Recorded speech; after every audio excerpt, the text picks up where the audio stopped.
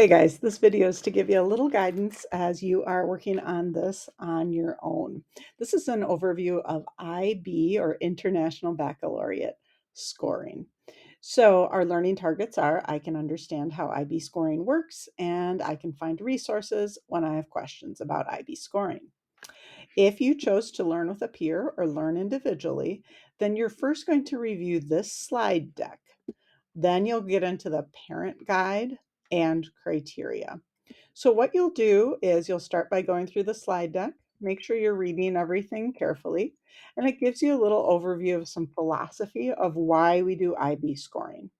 There are some videos. This is a video created by my colleague Matt Scroggins, which gives some really good information and kind of puts it in terms for kids about why we do IB scoring.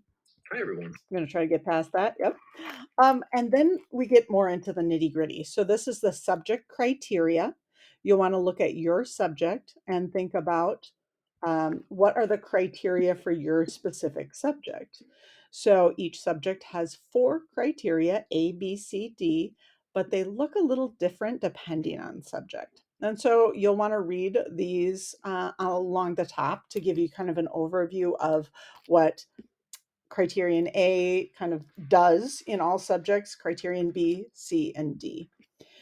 And the criteria are really where all of our standards live. So that's where we create our rubrics, and that's where we really make sure that students are getting that not just content knowledge, but all the skills that they need to. So make sure you dig into your criteria a bit. This gives you an overview. These are called general grade descriptors.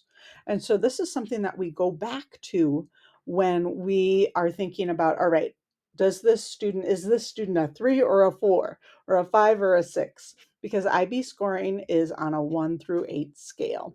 It's purposeful that the top is the lowest. So the top is a 1 because this is an asset-based system. So we first look to see, does the student do this? Can the student do this? And if they can, then we look at their work and say, okay, can they do this?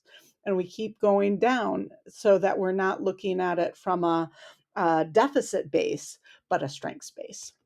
So in IB, what we're hoping for is by the end of the year, they're really at least a 5. 5 is what we would translate to as about a B plus or an A minus. And so that's mastery, generally high quality work. Now, another thing in the slideshow, what we're looking at is we're looking for growth. We use our rubrics, and those are standardized. And so it's not just growth based, but that's what we're looking at, especially over the course of a course. So students could start out at a lower score, right? So they might start the year at a 2 or a 3. At the beginning of last school year, my first formative, almost every student got a 2 or a 3. And then as they progress towards the summative even of that unit, our hope is that they move up. And so a student could be scoring 3s at the beginning of the year. And then later in the year, if we're looking at that trend, if they're scoring 6s, then we don't average those scores. Instead, that score is based on the best fit. So if they're scoring 6s at the end of the year, then that would be what our final score is. Now, in using rubrics, what you'll want to think about is how to use rubrics as you're designing your formatives and your summatives, as you're designing your unit. So students should see rubrics as they practice and as they get formative feedback. They should reflect on their feedback using those formatives.